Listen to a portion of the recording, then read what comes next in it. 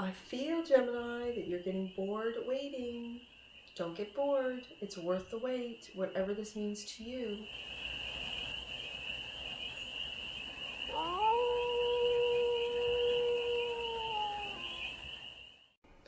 Hey there, Gemini. How are you? It's your Force Fairy here. Nice to see you again. Welcome in and welcome back to the 100 Acre Woods, where I read some cards out here. That's what I do. Look at you already wanting to talk before I even get into the Oracle card and how it's going to set the tone for the read. And it's a general read. So take what resonates and leave the rest. And it's for all Gemini placements. And here you are already talking. I'm spiritually connected. Yes, you are, Gemini. I am gifted. Yes, you are, Gemini. I am creative. Gemini, you already know it and you're protected. Good for you. Let's get some cards. Let's just get one. We already know that Gemini knows that they are protected. Yes, indeed you are. That you're spiritually connected. Yes, indeed you are. And that you are gifted. Gemini, of course you are. There it is. I am caring. Yes, you are. Gemini, bottom of the deck. That which you might not see is your wisdom. You are wise. Gemini says, I am wise. But Gemini sometimes doesn't know that. Gemini, you are caring and wise. Let's get to the tarot. Now, I have decided and I've picked out a deck for each zodiac sign. That's how I launched this channel, with my main deck being my Stardust deck, which I love, and I'm back with it. And each zodiac sign had their own deck. Now, I took a summer hiatus, came back with what I've been using since I came back, and it would be when the kids went back to school. So in September, I came back with the combination of the Life is Like a Game main deck and the Dream deck as my clarifiers. So I've been thinking and thinking and thinking, and I have picked out your deck. And your deck is because of my daughter, who is a Gemini sun. She loves this deck, and so of course it reminds me of Gemini energy, and it's called the Really Badly Drawn Tarot. You'll see. First card out. Look at you and your confidence.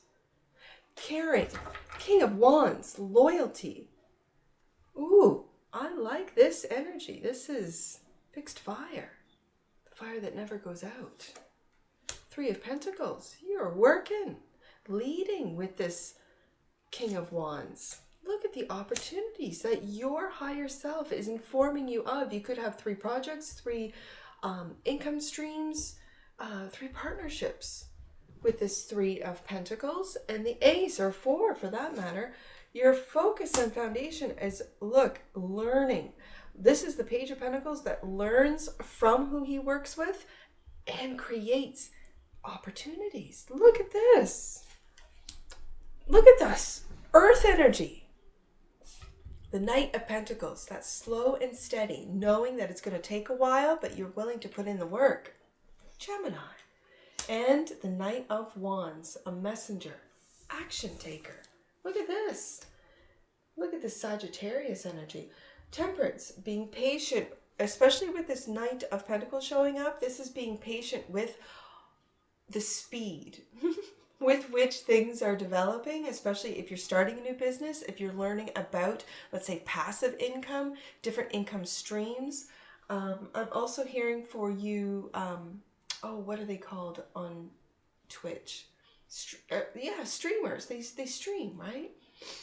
And how to make money doing this. This is just what I'm picking up, how other people see you. Yes, being very enthusiastic about this, what you've learned, and applying what it is that you've learned. I'm feeling internet. And the 10 of Pentacles, that's your hope and your fear. That's exactly what you are going to manifest.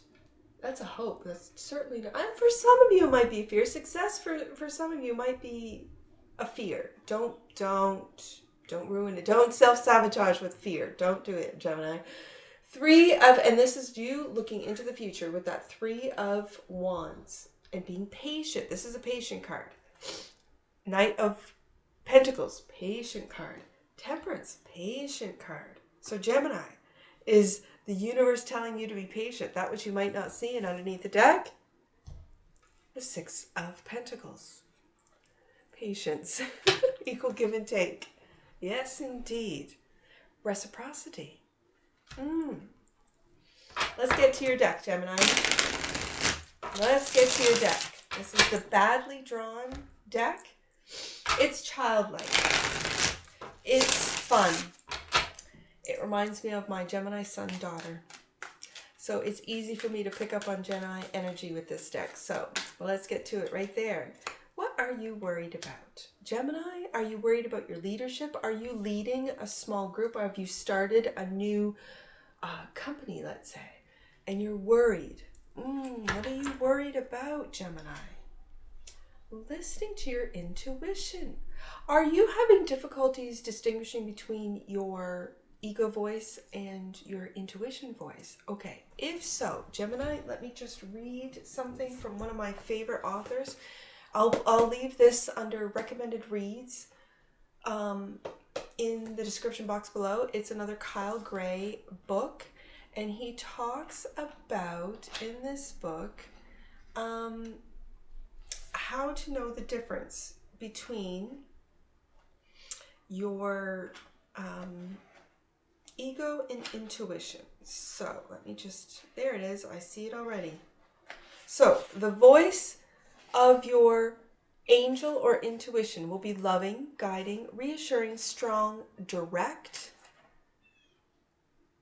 and encouraging and safe. That is the voice of your intuition or your higher self, your angel, your guardian angel. The voice of your ego will sound distracted, uncertain, negative, vindictive, critical, discouraging, and needy. So that's how you can distinguish the difference between your ego and your intuition, according to that author, which when I read it, I'm like, yes, indeed. Yes, indeed. And that's where this 9 of Swords comes from. That's fear, that's guilt, that's shame, that's worry. Worry about what it is that you have started. Worried about, is this an opportunity? Am I going to get taken? Worried about, am I learning? Maybe you're a student and you are now out there and applying what it is that you've learned in school. Listening to your high priestess, listening to your higher self will be that of loving, strong, encouraging. And this is where the King of Wands steps up and really eliminates the worry, eliminates the fear. This is Leo energy, fixed fire. Where's Leo in your chart? Ace of Pentacles. You've got some money worries. Your higher self is saying the more you see it as a burden, and there's that King of Wands. Interestingly enough, in your deck, that King of Wands is being a little sad sack. Really. And he's looking at that Ace of Pentacles. And yes, there's going to be a lot of work to make these opportunities grow. And so your higher self is basically saying, Gemini, get to work. Don't worry about it. Get to work. People will follow your lead. Page of Pentacles. Your focus and foundation. The 5 of Wands. And the Empress. Look at this energy right here. The Empress, the High Priestess, and the King of Wands.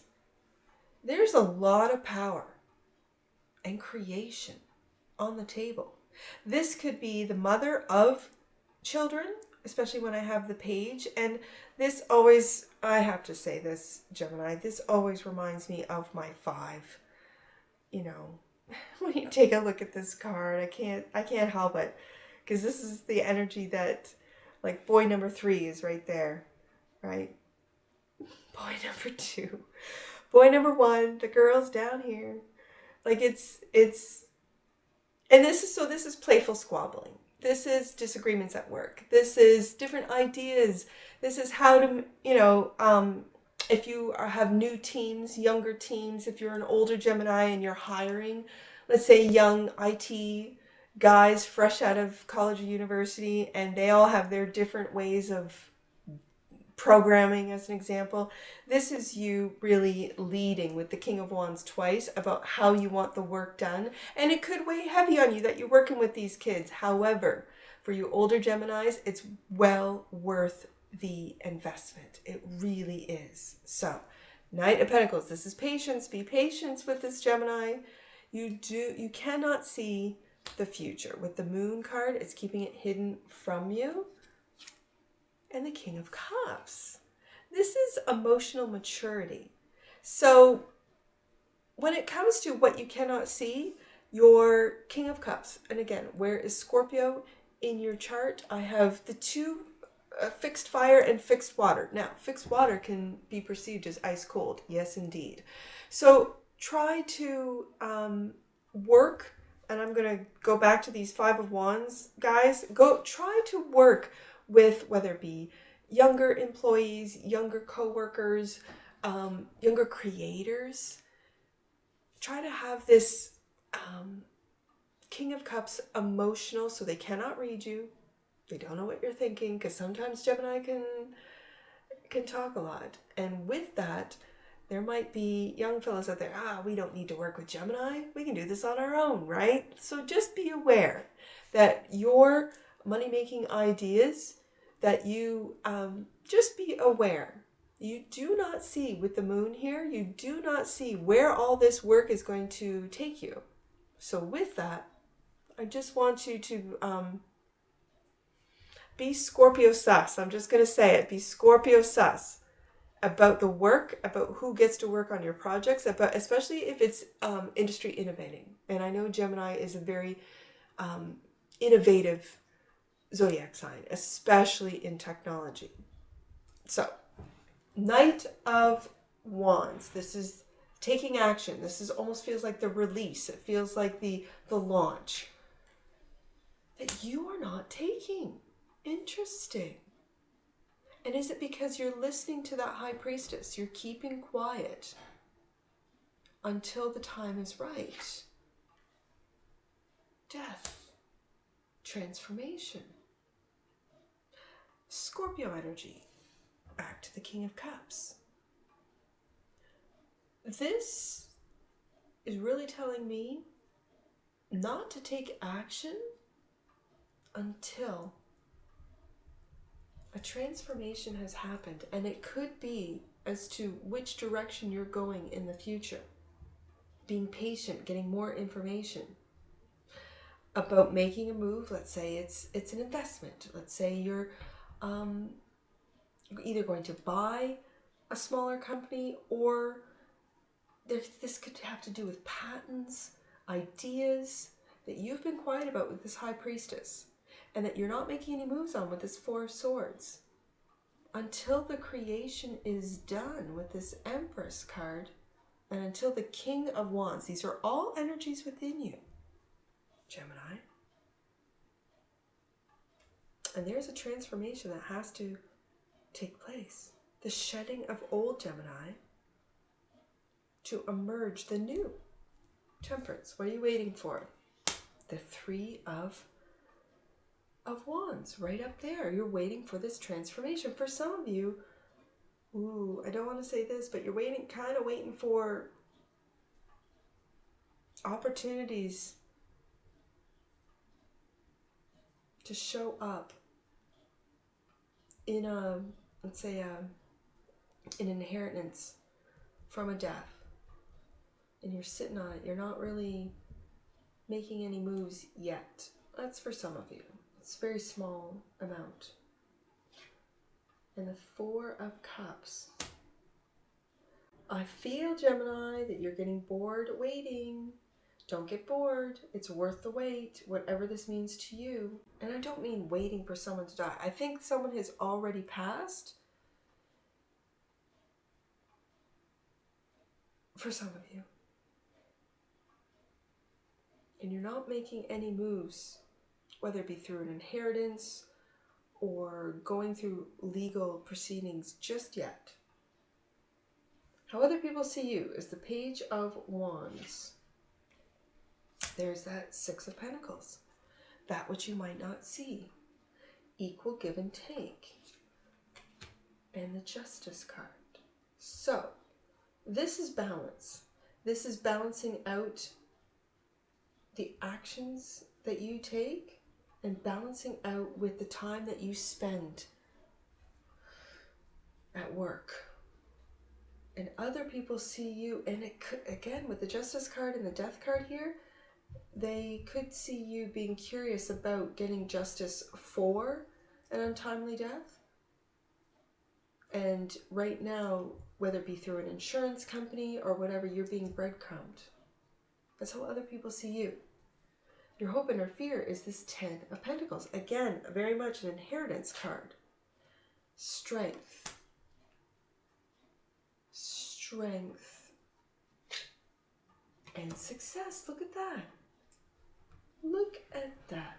That's Leo energy.